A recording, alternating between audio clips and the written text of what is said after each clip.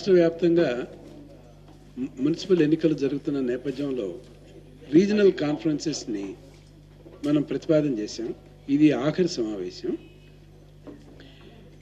దీంట్లో ఎన్నికలు జరుగుతున్న తీరు పర్యవేక్షణ చేయడానికి ఏర్పాట్లు ఎట్లా ఉన్నాయి, వీటిని ప్రత్యక్షంగా తెలుసుకోవడానికి రాజకీయ పార్టీలతో సమావేశం వీడియో కాన్ఫరెన్స్ ద్వారా నిర్వహించడానికి, ఇక్కడ స్థానికంగా ఉన్న రాజకీయ పార్టీలతో క్షేత్రస్థాయిలో జరుగుతున్న విషయాలు తెలుసుకోవడానికి ఈ సమావేశం ఏర్పాటు చేశాం. మొట్టమొదటగా పంచాయతీ ఎన్నికలు ప్రశాంత వాతావరణంలో జరిగిన పద్ధతి దీనికి మున్సిపల్ ఎన్నికలకు కూడా ఒక మంచి ఊతం ఇస్తోంది. 4 విడతల్లో కూడా 80% ప్రతి స్థాయిలో కూడా ప్రతి స్టేజ్లో కూడా let CP come near to us.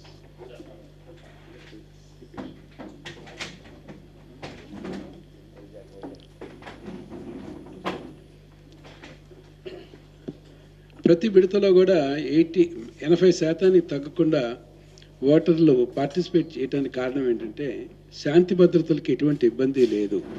మనం స్వేచ్ఛగా ఉన్న వాతావరణంలో మనం అందరం కూడా ఓటు వేయగలమన్న నమ్మకం కలగటం చేతే కోవిడ్ ఉన్న నేపథ్యంలో కూడా 80% తగ్గకుండా మనకు ప్రతి విడతలో కూడా మనకు ఓటింగ్ పోల్ అవుతూ వచ్చింది. ఈ స్ఫూర్తితోనే మున్సిపల్ ఎన్నికల్లో కూడా మంచి పోలింగ్ శాతం నమోదవుతుందని చెప్పి ఆశిస్తున్నాం. గ్రామీణ ప్రాంతాల కంటే పట్టణ ప్రాంతాల్లో ఓటింగ్ పర్సంటేజ్ కొంత తక్కువగానే ఉంది. జనరల్ ఎలక్షన్లో కూడా మనకి 75%కి మించి ఇక్కడ సుమారు రమారమి 75% ఇక్కడ ఎలక్షన్ పోలింగ్ శాతం నమోదైంది. అందుచేత దానికి తగ్గకుండా ఈ మున్సిపల్ ఎన్నికల్లో కూడా జనరల్ ఎలక్షన్లో సాధించిన స్థాయిలోనే ఓటింగ్ శాతం తీసుకురావాలి అని చెప్పేసి నిర్ణయం పట్టుదలతో ఉంది యంత్రాంగం అంతా. నేను దాన్ని అభినందిస్తా ఉన్నా. ప్రాథమికంగా దీనికి కావాల్సింది ఏంటంటే ఓటర్ స్లిప్స్ డిస్ట్రిబ్యూట్ చేయాలి. ఈ ఓటర్ స్లిప్స్ పట్టణ ప్రాంతాల్లో పంపిణీ చేయటం అనేది ప్రయాసతో కూడిన పని. ఎందుకంటే ఓటర్స్ కూడా స్థిర నివాసం ఉండరు, అక్కడికి ఇక్కడికి మారుతూ ఉంటారు. కాబట్టి ఈ నేపథ్యంలో వీళ్ళందరినీ ఎక్కడున్నా ప్రతి ఒక్కరిని కూడా వీరందరూ ప్రస్తుతం ఉన్న నివాసాలు తెలుసుకుని ఆ నివాసాలకు వెళ్ళి ఓటర్ స్లిప్స్ ఇవ్వాలి అని చెప్పేసి సంకల్పం చేశారు. 7వ తారీఖు కల్లా ఈ కార్యక్రమం పూర్తి చేయాలని చెప్పేసి మున్సిపల్ కమిషనర్ గారు కూడా ఉన్నారు, కలెక్టర్ గారు కూడా కృతనిశ్చయంతో ఉన్నారు. ఇది సాధ్యం అని చెప్పి నేను కూడా విశ్వసిస్తా ఉన్నాను. ఇక రెండవది మోడల్ కోడ్ ఆఫ్ కాండక్ట్. ఈ మోడల్ కోడ్ ఆఫ్ కాండక్ట్ నేపథ్యంలో ఎలక్షన్ కమిషన్ ఆఫ్ ఇండియా ఈవరకే 5 రాష్ట్రాలకి ఎన్నికలు నిర్వహిస్తున్న నేపథ్యంలో కొన్ని స్పష్టమైన సూచనలు చేస్తున్నారు. నేను ఎలక్షన్ కమిషన్ ఇచ్చిన సూచన మేరకు వాళ్ళు ఇచ్చిన ఆచరణ యోగ్యంగా ఉన్న ఎలక్షన్ కోడ్ ఆఫ్ కాండక్ట్ ఏదైతే ఉంటుందో దాన్ని యథాతథంగా ఎటువంటి మార్పు లేకుండా అమలు చేయాలని చెప్పేసి సంకల్పించాం. దాంట్లో ప్రధానంగా వాళ్ళు చెప్పింది ఏంటంటే ఇంటి ప్రచారానికి 5గురు మించి వెళ్ళకూడదు అని. ఇక్కడ సమావేశం నిర్వహించినప్పుడు మిగతా రాజకీయ పార్టీల వారు ఒక అనుమానాన్ని వ్యక్తం చేశారు. మేము అపోజిషన్ పార్టీస్ కాబట్టి మా మీద మీరు ఇది 5గురు కంటే మించి మీరు ప్రచారం చేయకూడదన్న నిబంధనని మీరు ఖచ్చితంగా అమలు చేస్తారు, రూలింగ్ పార్టీకి కూడా చేయగలుగుతారా అంటే దానికి నేను చెప్పిన స్పష్టమైన సమాధానం ఏంటంటే చేస్తాము. ఎటువంటి వివక్ష ఉండదు, ఏ పార్టీకి వివక్ష ఉండదు, ఏ పార్టీకి ప్రత్యేకంగా పక్షపాత వైఖరి ఉండదు. ఏ పార్టీ గురించి అధికారంలో ఉన్నా లేకపోయినా వాళ్ళ మీద రాగద్వేషాలతో వాళ్ళకి సడలింపులు ఇవ్వటం అనేది ఉండదు, ఉండకూడదు, ఉండనివ్వము అని చెప్పేసి విస్పష్టంగా చెప్పడం కూడా జరిగింది. అంచేత అన్ని పార్టీలకి 5గురు మించి ప్రచారానికి వెళ్ళకూడదన్న నిబంధన పారదర్శకంగా అందరికీ సమన్యాయంతో కఠినంగా జవాబుదారీతనంతో అమలు చేయటం అనేది ఖచ్చితంగా జరుగుతుంది. రెండవది రోడ్ షోస్ గురించి ఆల్రెడీ కొన్ని మార్గదర్శకాలు ఎలక్షన్ కమిషన్ ఇచ్చారు. ఎలక్షన్ కమిషన్ ఇచ్చిన మార్గదర్శకాల మేరకు కమిషనర్ పోలీస్ ఎవరైతే ఉన్నారో వారు స్థానిక పరిస్థితుల్ని మదింపు చేసి స్థానికంగా ఎటువంటి ఇబ్బంది కూడా లేకుండా దానికి కూడా వ్యవస్థాగతంగా ఏర్పాట్లు అది వారు చేయబోతున్నారు. మూడవది, రాజకీయ పార్టీల వాళ్ళు నిర్వహించే సమావేశాలకు కూడా ఎలక్షన్ కమిషన్ కొన్ని నిబంధనలు 2020లోనే ఇచ్చారు. అదే నిబంధన కొనసాగించారు ఈసారి కూడా. దాంట్లో భద్రతాపరంగా, ఆరోగ్యపరంగా, భద్రతాపరంగా ఉండాల్సిన ఏర్పాట్ల గురించి స్పష్టమైన సూచనలు చేశారు. వాటిలో ఈసారి కూడా ఏం మార్పు లేదు. ఆ సూచనలు ఏవైతే ఉన్నాయో అదే సూచనలను యథాతథంగా ఇక్కడ అమలు చేయబోతున్నాం. మోడల్ కోడ్ ఆఫ్ కాండక్ట్ అమలు చేయటం కోసం మొబైల్ టీమ్స్ని ఇవరకే ఏర్పాటు చేసుకుంటున్నారు.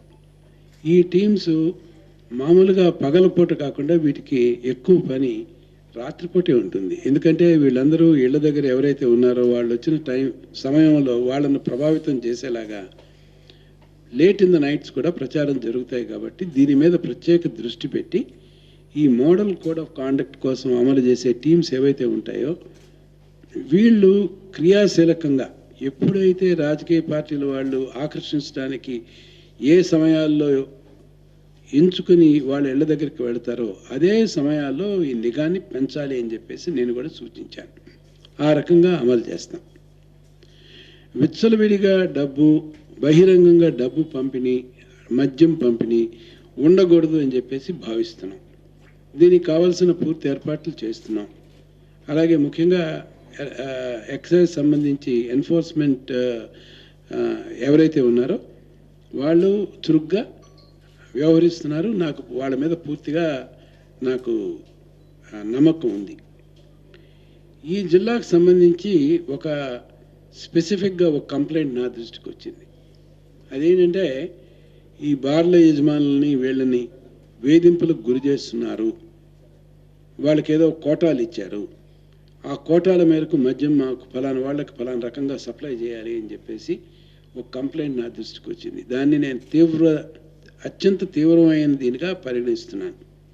నేను ఏమి సూచించానంటే రుజువులతో సహా ఒక్క వ్యక్తి అయినా నన్ను ఇట్లా బలవంతం చేశారు ఎక్సైజ్ సిబ్బంది, దానివల్ల నేను ఇబ్బందికి గురయ్యానని ఒక్క కంప్లైంట్ కనుక వచ్చినట్లయితే కఠినమైన చర్యలు సంబంధిత వాళ్ళు ఎవరినైతే బార్ ఓనర్స్ని ప్రభావితం చేయడానికి ప్రయత్నం చేస్తున్నారో వారి మీద తప్పనిసరిగా తీసుకుంటామని చెప్పేసి నేను తెలియపరచుకుని ఈ వరకే ఉంది.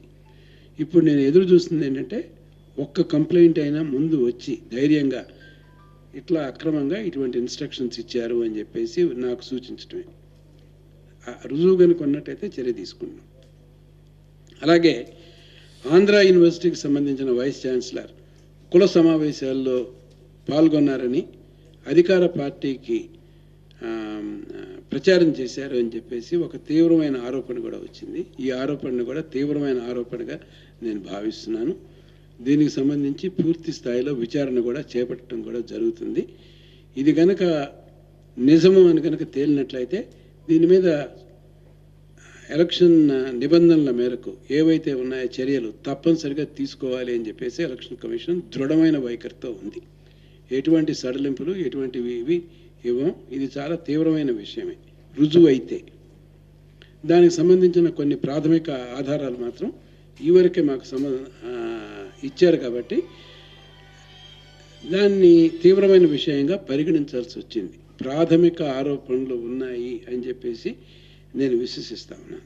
అందుచేత దానికి సంబంధించిన పూర్తి ఎంక్వైరీని చేయమని చెప్పేసి జిల్లా కలెక్టర్ గారికి కూడా ఆదేశించాను. ఆ సంబంధితులకు కూడా ఇంకా దానికి సంబంధించిన ఏమైనా ఎడిషనల్గా దానికి సంబంధించిన రుజువులు సాక్ష్యాలు కనుక్కుంటే దాన్ని కూడా సమర్పించమని చెప్పి నేను సూచించాను. ఎలక్షన్లకు సంబంధించి ఒకే విషయం చెప్పదలుచుకున్నాం. ఎలక్షన్లు పారదర్శకంగా జరగాలి. ఎవరిని భయభ్రాంతులు చేసే సందర్భాన్ని కానీ భయభ్రాంతుల్ని చేసే విధంగా ప్రవర్తించడాన్ని ఎలక్షన్ కమిషన్ తీవ్రంగా చూస్తుంది. దాని మీద తప్పనిసరిగా చర్యలు తీసుకుంటాం. ఎలక్షన్లు స్వేచ్ఛాయుత వాతావరణంలో జరగాలి. హింసకి అసలే తావులేదు. విశాఖపట్నం మనకి భారతదేశంలోనే తలమానికమైన నగరం. ఇంతకుముందే ఈ నగరానికి ప్రత్యేకమైన గుర్తింపు కూడా ఉంది. ఎన్నో అవార్డులని కూడా గెలుచుకున్న నగరం. సంస్కృతి పరంగా గొప్ప సంస్కృతి కూడా ఉన్న నగరం. ఎలక్షన్ మూలంగా ఈ నగర వాతావరణాన్ని కలుషితం కాకూడదు అని చెప్పేసి మీరందరూ ఎలా భావిస్తారో నేను కూడా అలాగే భావిస్తాను. నేను ప్రతి నగరం కానీ ప్రతి మున్సిపాలిటీ కూడా ఎలక్షన్ వాతావరణం మూలంగా కలుషితం కాకూడదు అని చెప్పి, విశాఖపట్నమే కాదు రాష్ట్రంలో ప్రతి మున్సిపాలిటీ కూడా కలుషితం కాకూడదు అని చెప్పేసి నేను భావిస్తున్నాను. విశాఖపట్నం విషయంలో కూడా అలాంటి చర్యలే తప్పనిసరిగా తీసుకుంటాం.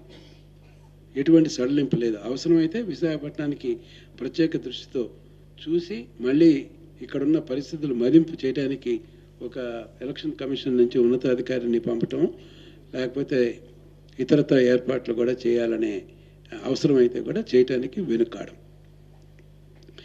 ఎన్నికలు పారదర్శకంగా జరపడానికి గ్రామ పంచాయతీ ఎన్నికలు జరిగిన తరువాత నేపథ్యంలో కూడా 2 ప్రధానమైన చర్యలు ప్రతిపాదించాం. ఇప్పటికి ఎక్కడైతే రాత్రిపూట అర్ధరాత్రి పూట కరెంటు తీసేసి ఎన్నికలు తారుమారు చేశారు అన్న ఆరోపణలు ఏవైతే ఉన్నాయో దీన్ని కూడా తీవ్రమైనగా స్వీకరించి ఎలక్షన్ కమిషన్ జిల్లా కలెక్టర్లందరి దగ్గర నుంచి కూడా నివేదికలు కోరింది. ఇది కమిషనర్ పంచాయతీరాజ్ ద్వారా మనకు చేరబోతున్నాయి. ఎక్కడైతే రాత్రిపూట ఎలక్షన్లు తారుమారు అయ్యాయేనో, లేకపోతే నిబంధనలకు విరుద్ధంగా రీకౌంటింగ్ నిర్వహించి ఎలక్షన్ రిజల్ట్లని తారుమారు చేశారో వీటన్నిటి గురించి పూర్తి స్థాయిలో నివేదికని కోరాం జిల్లాల నుంచి. ఈ నివేదికలు వచ్చిన తర్వాత సంబంధిత రిటర్నింగ్ ఆఫీసర్స్ కావచ్చు, సంభవితంగా ఈ తప్పు చేసినట్లు ఎవరైతే రుజువులతో సహా కనుక వచ్చినట్లయితే వాళ్ళందరినీ ఎవరైనా ఎంత పెద్ద అధికారినైనా ఉపేక్షించే పని లేదు. వారందరి మీద కూడా చర్యలు తప్పనిసరిగా తీసుకోవాలి అని చెప్పేసి దృఢ సంకల్పంతో ఎలక్షన్ కమిషన్ కూడా ఉంది. గతంలో మున్సిపల్ ఎన్నికల్లో జరిగిన నేపథ్యంలో ఎవరైతే నామినేషన్స్ విత్డ్రా చేశారో వాళ్ళందరినీ పునరుద్ధరిస్తామని చెప్పడం జరిగింది. జిల్లా కలెక్టర్లు అందరి దగ్గర నుంచి కూడా రిపోర్ట్స్ వచ్చాయి. అంటే వాళ్ళ రిపోర్ట్స్లో ఏం చెప్పారంటే ఇంకా విత్డ్రాయల్కి టైం ఉంది కాబట్టి 1-2 కేసుల్లో అడ్వాన్స్గా విత్డ్రాయల్ చేశారు, కానీ ఎక్కువ మంది ఒత్తిడికి లోనై ఇప్పటి వరకు విత్డ్రా కాలేదు అని చెప్పేసి రిపోర్ట్స్ ఇచ్చారు. దాఖలాలు లేవని ఇచ్చారు. ఆ రిపోర్ట్స్ని మేము విశ్వసించాం. అందుచేత ఒత్తిడికి లోనై ఇంకా టైం ఉంది కాబట్టి ఎక్కడ రాష్ట్ర వ్యాప్తంగా అలాంటి విత్డ్రాయల్స్ ఎలక్షన్ కమిషన్ దృష్టిలో ప్రత్యేక పరిశీలన లేదు. కానీ కొన్ని ప్రాంతాల్లో మాత్రం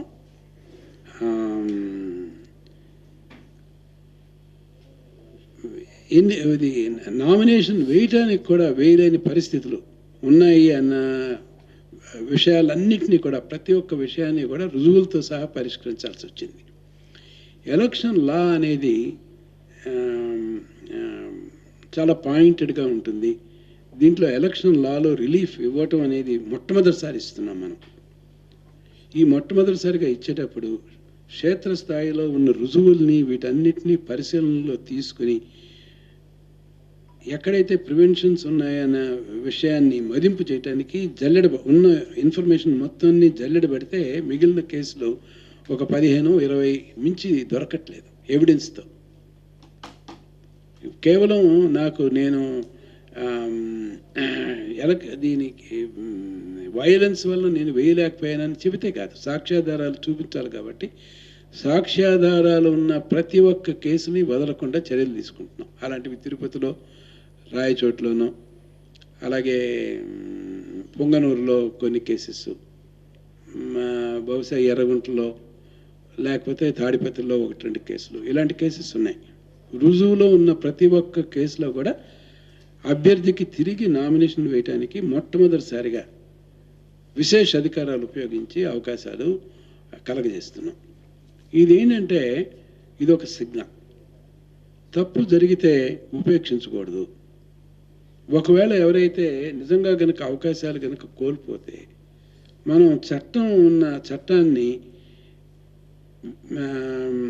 ఎవరైతే అభ్యర్థులు ఎవరైతే నష్టపోయారో వాళ్ళకు అనుకూలంగా చట్టంలో ఉన్న ప్రక్రియను వాళ్ళకు అనుకూలంగా మలుచుకొని సానుభూతితో వ్యవహరించాలి అని చెప్పేసి ఎలక్షన్ కమిషన్ సంకల్పిస్తుంది.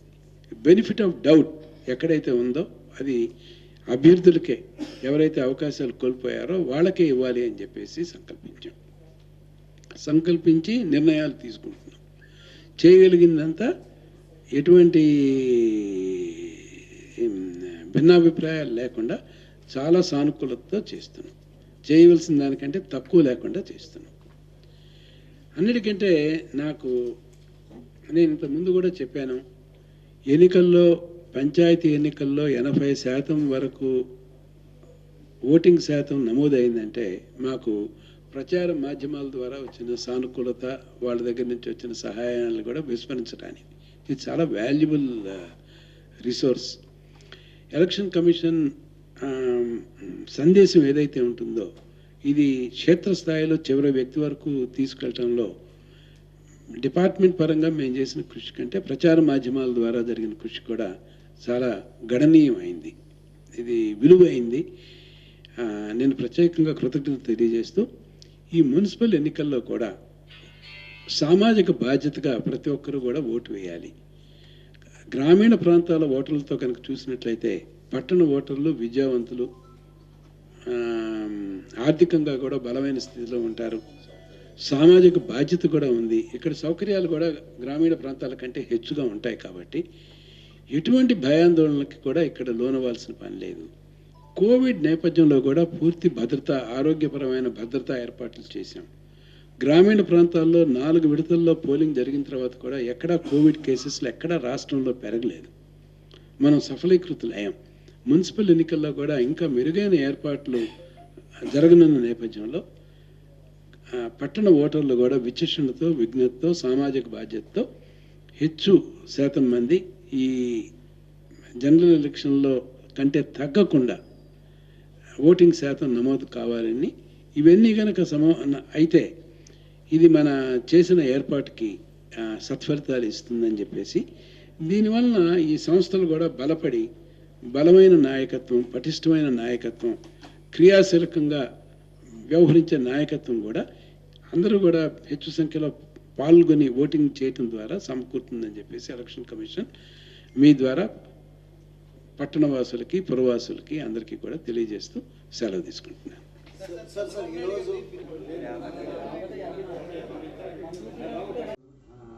ఇచ్చారు కాబట్టి దాన్ని తీవ్రమైన విషయంగా పరిగణించాల్సి వచ్చింది.